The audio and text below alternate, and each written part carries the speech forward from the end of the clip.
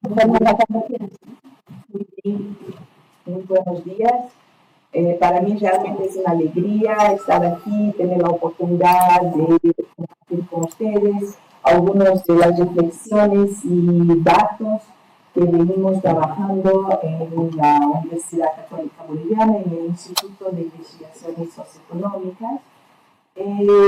Estoy también muy contenta de poder estar acá en el marco de un proyecto de investigación que se llama INCEAI, que está siendo liderizado por la Universidad Autónoma de Madrid y que voy a tener esta primera instancia de un mes acá y vamos a tener un proyecto de 4 años sobre el tema de la informalidad laboral. Bien, entonces la idea que quisiera presentarles hoy es algunos datos importantes que nos van a permitir pensar las grandes barreras, problemas estructurales para la igualdad y equidad de la participación laboral de hombres y mujeres en la región de América Latina, ¿no? Aquí está la América Latina y ese es un mapa de la OIT que ha coloreado los países con más azul oscuro, los países que tienen un nivel muy alto de informalidad laboral, ¿no? Y como ustedes pueden ver, Bolivia está aquí y es uno de los colores más oscuros, ¿no? Tenemos una informalidad superior a 80%, ¿no? Y las mujeres son las que tienen una probabilidad más alta de estar en situación de informalidad. Entonces tenemos acá, ¿no? América Latina y el Caribe, y con una región con una diversidad enorme entre países. No tenemos una unidad como es la Unión Europea, ¿no? Eso no hemos logrado. Entonces, efectivamente, hay una diversidad de marcos institucionales y de realidades. Entonces, la idea que quiero presentar hoy tiene esos 4 puntos y las conclusiones. Entonces, empezaré por el primero, que sin duda alguna, ¿no? Nosotros que trabajamos esos temas sabemos que uno de los pilares centrales de la reproducción de las desigualdades de oportunidades en muchas áreas, incluyendo el área laboral, tiene que ver con la persistencia de una división sexual del trabajo, y como vamos a ver en las estadísticas, va cambiando de manera muy lenta, ¿no? Y eso hace con que tengamos unas oportunidades diferenciadas. Desde la teoría feminista, pensar el trabajo y pensar la economía implica pensar el trabajo remunerado y el trabajo no remunerado, ¿no? Y cómo están relacionados. Entonces, eso va en contra de una idea de la economía o del trabajo solo relacionada al mercado, ¿no? O que tiene una intermediación de un valor monetario. Entonces, desde la teoría feminista, para entender las desigualdades, uno tiene que partir de pensar la economía englobando actividades que tienen un valor en el mercado y aquellas que no. Y, por lo tanto, la relación entre trabajo remunerado y no remunerado. Entonces, esto es un cuadro que es importante de uno de los laboratorios de América Latina más consultados, que es de la CEPAL, ¿no? Que es el organismo de Naciones Unidas para la región. Y acá lo que tenemos son los países que tienen encuestas de uso del tiempo, y las barritas verdes son las mujeres, la distribución del trabajo de las mujeres. El azul el verde más oscuro es el tiempo dedicado en promedio semanal al trabajo de cuidado o trabajo reproductivo no remunerado, y la barrita más clarita es dedicado al trabajo remunerado. Y las cenizas son los hombres. Entonces es interesante porque primero eso es conceptualmente esas ideas que tenemos que pensar la jornada laboral siempre combinando las dos actividades, ¿no? Porque cuando vemos el total, más o menos, vemos que las barritas varían un poco, casi todas tienen más o menos la misma distribución total de una jornada laboral promedio, pero la diferencia está en cómo se distribuye el trabajo, ¿no? Entonces vemos que en el caso de las barritas verdes, la mayoría que son las mujeres, la mayoría tiene una dedicación mucho más alta al trabajo no remunerado. Y el patrón contrario puedes ver en el caso de los hombres, ¿no? El tiempo dedicado al trabajo remunerado es mucho más alta que al trabajo no remunerado. Y ahí está el chiste, porque el tiempo es el recurso más escaso, ¿no? Y cuando hay una distribución desigual, eso explica que en total, en general, las mujeres dediquen menos horas laborales por semana, en promedio, en América Latina, al trabajo remunerado. Y eso ya va a afectar la remuneración, un montón de otros. Ese es otro cuadro que aquí sí está solo mostrando la proporción del tiempo dedicado a quehaceres domésticos y de cuidados no remunerados por sexo, ¿no? Y vemos el mismo patrón, ¿no? Entonces vemos efectivamente que la distribución del trabajo de cuidado no remunerado ha tenido un cambio muy lento, pese a que las mujeres cada vez se dedican más al trabajo remunerado. O sea, hay un ingreso de las mujeres, ¿no?, al trabajo remunerado, pero el camino contrario sigue siendo muy resistente, ¿no? Y eso nos lleva a una realidad, que eso es la estadística en América Latina desde 2011 a 2023, de la participación en la fuerza de trabajo remunerada. Y la barra roja es de mujeres, la azul de hombres. Y vemos que una brecha más o menos de un 20% se mantiene. ¿Qué quiere decir esto? Que 50% en promedio en la región de las mujeres en edad de trabajar no están en ciertas de actividades remuneradas. O sea, ya tenemos un 50% que no tiene ingresos, ¿no? Y mientras que esto está, ¿no?, para los varones son 74%. Aquí tenemos algunos países para solo ver si hay variación, pero vemos que más o menos en este indicador, más o menos vamos por los países están más o menos por lo mismo. O sea, hay algo ahí más estructural que mantiene este patrón. Este es otro que me parece muy interesante, que es las mujeres con dedicación. Bien, entonces, este 50% que hemos visto que no están en trabajos remunerados, ¿qué están haciendo? ¿No? Y aquí vemos que el color más oscuro es 1 o 2 hijos, ¿no? Ese color son 3 o más hijos. Y el otro son sin niños. Y vemos que hay realmente una relación entre el número de hijos, ¿no?, y la dedicación exclusiva al trabajo doméstico y de cuidado, ¿no?, con niños pequeños, de 0 a 5 años. Entonces, ese es otro indicador interesante porque nos muestra que efectivamente la edad del hijo menor, ¿no?, tiene una relación, y a la cantidad de hijos tiene una relación directa con el tiempo que requiere al trabajo no remunerado y de cuidado, y eso tiene un efecto en las oportunidades de dedicación al trabajo remunerado, ¿no?, la posibilidad de ingreso. Y también aquí es interesante porque hay siempre esto de los ninis, ¿no? En América Latina llamamos ninis, ¿no?, los que ni estudian ni trabajan. Acá en Europa tiene otro nombre, ¿no? ¿Es los ninis también? Es la misma, sí.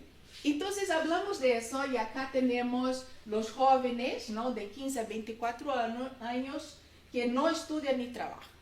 Y vemos que una vez más el rojo, o sea, las mujeres, es el doble de los varones, ¿no? Tenemos un 20% de de las mujeres en ese grupo etario que está en esa condición en América Latina. Y un 10% de los hombres, ¿no? Pero es interesante que cuando vemos ese mismo cuadro, otra estadística para ese mismo grupo poblacional, vemos el trabajo de cuidado no remunerado de este grupo.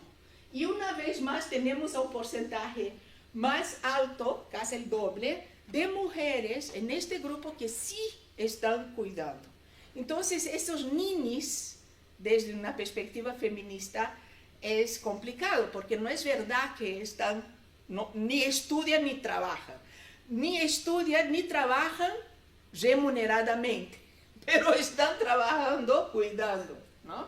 Y estudios más cualitativos nos muestran que esta es una de las razones para no estar estudiando o no estar en otro trabajo.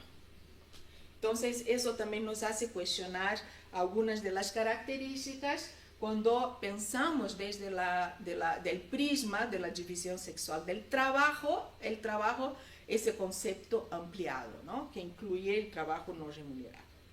Bien, ok, entonces ya hemos visto que hay unas barreras inclusive para ingresar al mercado laboral, ¿no?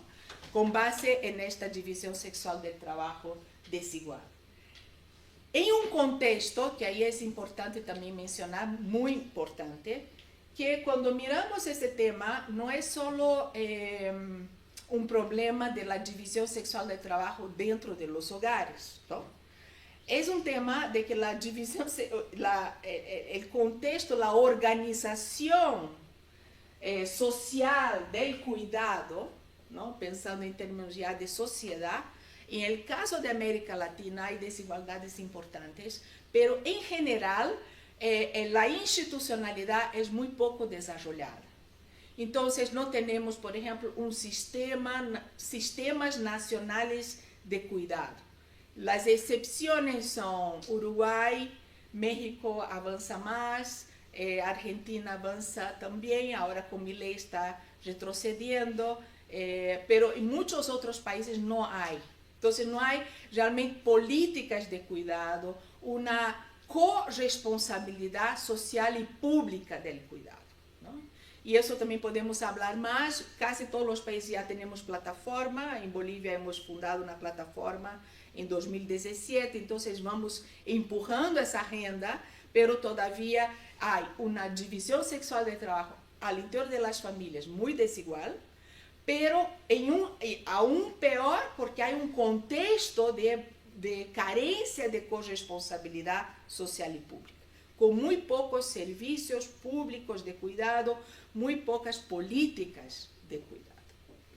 Bien, entonces, pero ahora mirando a las mujeres y los hombres en comparación que sí ingresaron al mercado laboral, ¿no? Entonces, en el mercado laboral pensando en actividades remuneradas.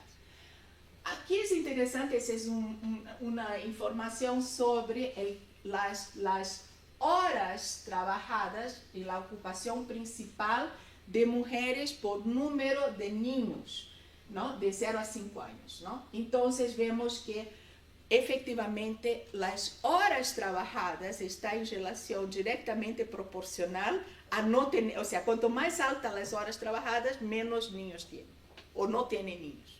Cuanto más niños tienen, menos dedican horas, ¿no? Entonces, aquellas que sí ingresan al mercado laboral, sus horas en trabajo remunerado están en relación directa con el número de hijos. La presencia y el número de hijos.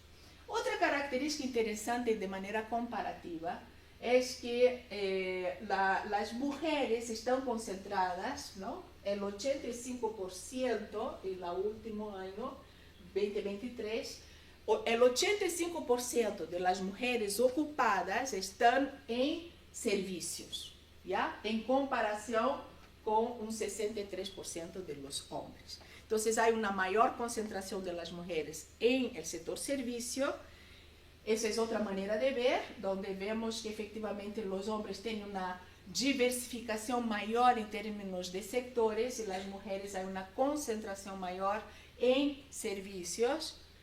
Y además, eso es solo para ver las diferencias, y además en servicios hay una mayor proporción de mujeres en servicios de cuidado, ¿no? O sea, en aquellas actividades que están relacionadas al cuidado, ¿no? Entonces vemos también, eso sería, por ejemplo, la enseñanza, la salud, hogares como empleadores, o sea, las trabajadoras domésticas.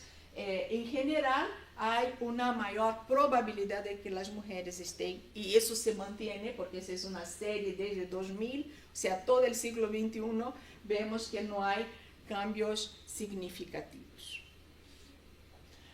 Además, las mujeres tienen una mayor probabilidad de estar en sectores de baja productividad, ¿no? 74% del total de las mujeres ocupadas en América Latina están en sectores que, según la CEPAL, son sectores de baja productividad, ¿no? En comparación al 48% de los hombres en el último año de la serie, ¿no? Y eso más o menos se ha mantenido. Entonces son temas estructurales, ¿no? Que no tienen que ver con cambios coyunturales. Por supuesto, si vemos por países, eso hay alguna variación importante entre los países, pero eso es también una tendencia general.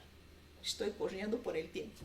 Otro tema importante, que eso es otro indicador, entonces hemos visto una característica de la segregación, lo que llaman segregación horizontal, ¿no? Las mujeres con mayor probabilidad de estar en ciertos sectores, en general sectores de baja productividad, sectores vinculados al cuidado, ¿no? Que tienen una baja valoración social y económica, pero también cuando miramos ese tipo de cuadro, que es el porcentaje de empleo femenino en puestos directivos y mandos intermedios, eso es del World Bank, y para América Latina, vemos que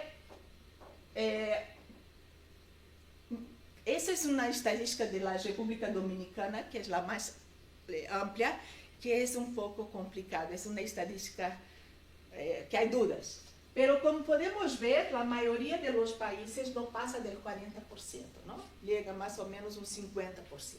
Entonces, los famosos techos de vidrio, ¿no? Las segregaciones verticales, también es una continuidad. Bien, complementando, tenemos aquí las tasas de empleo informal. Como podemos ver, para hombres y mujeres es muy alta, ¿no? En todos los países, Bolivia está aquí, ¿no?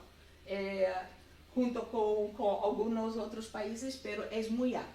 Y como podemos ver, hay una mayor probabilidad de las mujeres de estar en un empleo informal, pensado en aquellos empleos que no tienen protección social, que están al margen de la protección social, y que esto es un ejercicio interesante que muestra que el hecho de ser mujer te aumenta la probabilidad de estar en una situación de informalidad.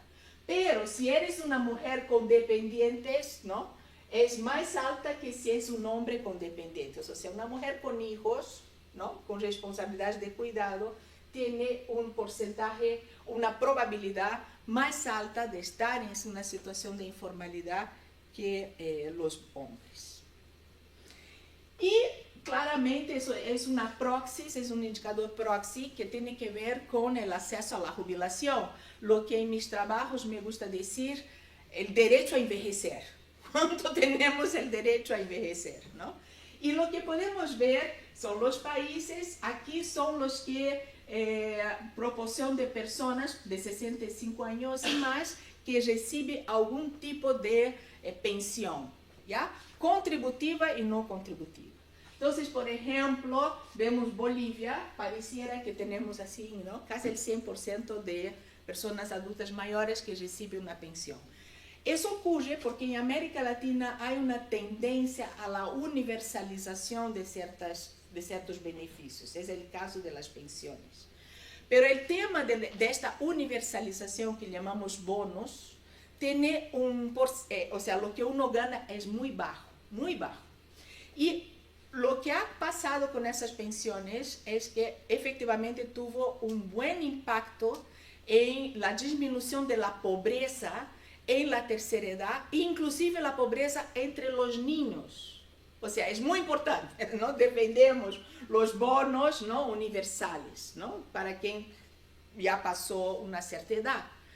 El tema es que por ser muy bajo, uno no puede vivir, o sea, es insuficiente. Entonces uno no puede dejar de trabajar, ¿no? Y eso es lo que se puede ver en la brecha media. Además que una mayoría de la población, hombres y mujeres, están en esa situación. Podemos ver las brechas medias entre montos recibidos por pensiones entre hombres y mujeres. Y ahí vemos que las brechas se mantienen, ¿no? Entonces, tienes una probabilidad, las mujeres, por todas estas características de su trayectoria laboral, ¿no?, a llegar a la vejez con una pensión más baja, ¿no? Y en el caso de América Latina, creo que en otras regiones también, hay una proporción alta de mujeres que son jefas de hogar solas con personas dependientes, ¿no? Entonces, las consecuencias de esa división sexual del trabajo desigual, persistente y, por lo tanto, que está estructurando una trayectoria laboral diferenciada y desigual entre hombres y mujeres, tiene consecuencias en muchos niveles en términos de calidad de vida, ¿no?, incluyendo eso siendo un proxy de esta situación. Y acá también es otro cuadro interesante, que son los adultos mayores que reciben pensiones insuficientes, ¿no? Entonces, la línea azul son las mujeres y la línea naranja son los hombres. Entonces, vemos que efectivamente en el caso de América Latina las proporciones son altas, ¿no?, de pensiones insuficientes, con algunas excepciones como Brasil, como Uruguay. Pero tenemos una mayor probabilidad, una vez más, de las mujeres de estar en esta situación.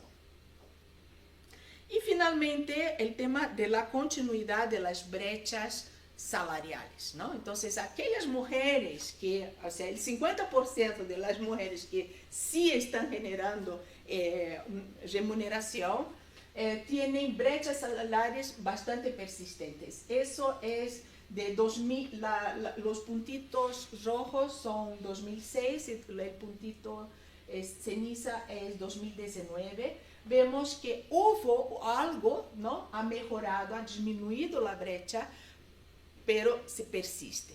En el último año disponible vemos que las brechas se mantienen entre 70, o sea, de cada 100 que recibe un varón, una mujer recibe 70 o 80, ¿no?, todavía. Entonces, aquí hay una persistencia de las brechas, y esas brechas se mantienen cuando controlamos por varios variables. Una de ellas es por nivel educativo, ¿no? Entonces, acá tenemos el color más oscuro es sin calificación técnica, el color más clarito es con calificación técnica, o sea, 6 a 9 años, con calificación técnica de 10 a 12 y con calificación profesional, o sea, 13 años y más de educación.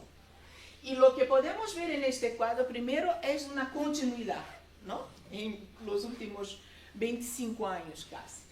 Pero vemos también que hay una cierta variación. Cuanto más bajo es el nivel de calificación, más alta es la brecha, ¿no? Entonces, aquí, por ejemplo, para cada 100 ¿no?, bolivianos que recibe un varón, una mujer recibe 68, ¿no?, 66, y así vamos, ¿no? Entonces, vemos que ha mejorado un poco, principalmente en el grupo más calificado, ¿no? La brecha se fue cerrando, pero se mantiene. Y también cuando vemos por edad, ¿no?, aquí son los más jóvenes y allá son los mayores, vemos que, vemos que también se mantiene brechas, pese a que los más jóvenes tienen brechas menores y los mayores brechas mayores. Acá también, si vemos por los empleos de baja calificación, donde está la mayoría de las mujeres, vemos que también se mantienen las brechas. Bien, entonces, concluyendo, lo que podemos ver en los estudios de América Latina y también las estadísticas es que primero, en primer lugar, y de manera muy estructural, y tal vez un factor así clave, es el tema de la división sexual del trabajo persistente en un contexto de carencias de políticas de cuidado, ¿no? Entonces, eso limita el tiempo, limita las posibilidades de participación en actividades remuneradas, tiene consecuencias múltiples en términos de beneficio de calidad de vida, ¿no? Y no solo eso, pero también otras áreas, ¿no? De formación, de ocio, de autocuidado, etc. Un segundo tema importante es que las mujeres que sí ingresan, o sea, lo primero es ver que hay un porcentaje significativo de mujeres sin ninguna autonomía económica, o sea, que no generan ingreso, ¿no? Entonces, ahí está muy relacionado a las altas tasas de violencia. En América Latina tenemos violencia contra la, yo sé que acá también, muy altas, ¿no? Y eso está muy relacionado a cultura, a la sociedad patriarcal, ¿no? Etcétera, pero las mujeres se ven atrapadas en esas situaciones una vez que no tienen autonomía económica, ¿no? El segundo tema es que las mujeres que sí están en el mercado laboral están concentradas en sectores de baja productividad, muy vinculados a servicios y cuidados que tienen una valoración social baja, ¿no? Y económica. Hay serios problemas de ascensión y ahí tiene que ver también con dinámicas dentro del mercado laboral. La violencia siendo una de ellas, el acoso sexual, el acoso laboral, que es un problemón en América Latina y todos los sectores, temas de discriminación, temas de, en fin, aquí hay dinámicas dentro del mercado laboral que actúan, además del tema de la división sexual del trabajo desigual, para los techos de vidrio, ¿no? Entonces hay una menor probabilidad de que las mujeres lleguen a ocupar cargos de decisión, ¿no? Y eso todo pese a un incremento del nivel educativo importante que hemos tenido. Alta informalidad laboral, ¿no? Las mujeres están concentradas en su mayoría en sectores con baja protección social. Las brechas salariales y estructurales persisten y pese a que cuando se controla por todo, por educación, por sector, por edad, no he traído varias de las estadísticas sobre eso, ¿no? Y por supuesto hay un débil acceso a la protección social, como he dicho, y mucho mayor probabilidad de riesgo de estar en una situación de pobreza, ¿no? De privación, ¿no? En todos los sentidos. Y el primero es la privación de tiempo, ¿no? Entonces, que es algo que hay que seguir visibilizando. Muy bien, muchas gracias.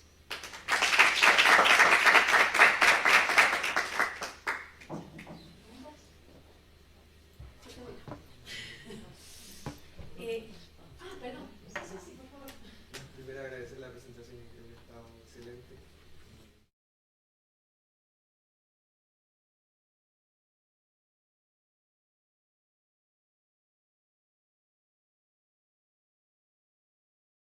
De la socialización de los cuidados, en un contexto en América Latina en donde el gasto público es muy restringido y las tasas de matrícula en 0 a 2 años, 3 años, son muy bajas porque el gasto de cuidado de los gobiernos tiene serios límites en América Latina.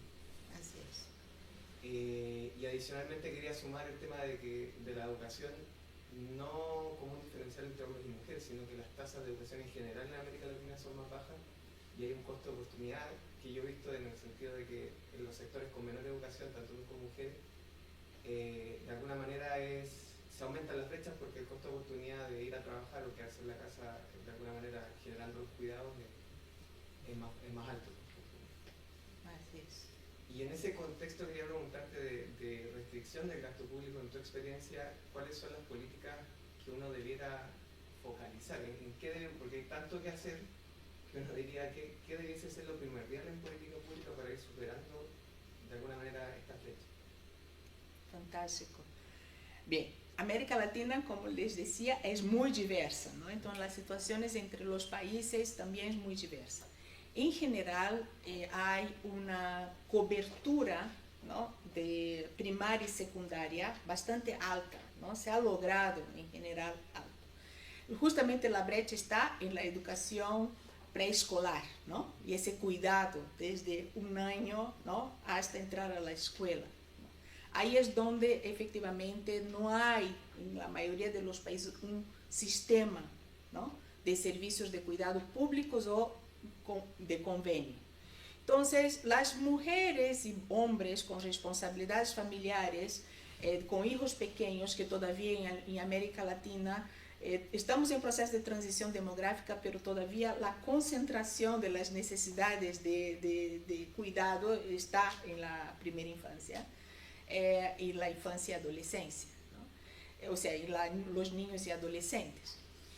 Ahí es donde hay la carencia. Entonces, yo diría que hay un esfuerzo enorme desde la sociedad civil, de los movimientos feministas. Hay plataformas, ¿no?, creadas, por ejemplo, en Bolivia. Soy parte de esta plataforma. Todo el territorio está organizado. Estamos también vinculados con otras plataformas en otros países, que es poner atención y ver cómo construimos un sistema de cuidado público o con participación pública. ¿Por qué? Porque hay evidencias claras que ahí es donde se reproducen las desigualdades, ¿no?, de clases sociales. Porque quien accede son aquellas personas que pueden pagar en el mercado, ¿no? Y las mujeres que no pueden pagar, que son la mayoría, ¿no?, que están en las clases bajas, ¿no?, desfavorecidas, ¿qué hacen? ¿Cuáles son las estrategias de cuidado que tienen? Una, sin duda alguna, es la restricción de sus oportunidades de trabajo, ¿no? Entonces, o van a elegir trabajos que puedan llevar a los niños, ¿no?, o hacer el trabajo en la casa con los niños, o van a delegar a los niños el trabajo. Entonces, eso también es otra estrategia importantísima. El niño de 7 años ya está a cargo de sus hijos pequeños, y eso también genera una cultura, ¿no?, de mirar a los niños como cuidadores. Entonces, también hay temas de trabajo infantil, hay toda una problemática ahí. Con serios problemas, por ejemplo, vas a un hospital en Bolivia de quemados, y la mayoría son accidentes en la casa y los niños cuidando a sí mismos, ¿no? Entonces, aquí hay un tema de desprotección que vincula el tema del cuidado, de las cuidadoras, ¿no?, y de la equidad de género con el tema de los derechos de los niñas, ¿no?, del derecho a ser cuidado, ¿no? Eso es otra estrategia. La otra estrategia son las trabajadoras del hogar, ¿no?, que es otro tema importantísimo. Entonces, ahí se reproducen las desigualdades. Entonces, respondiendo a tu pregunta, yo creo que una de las prioridades centrales es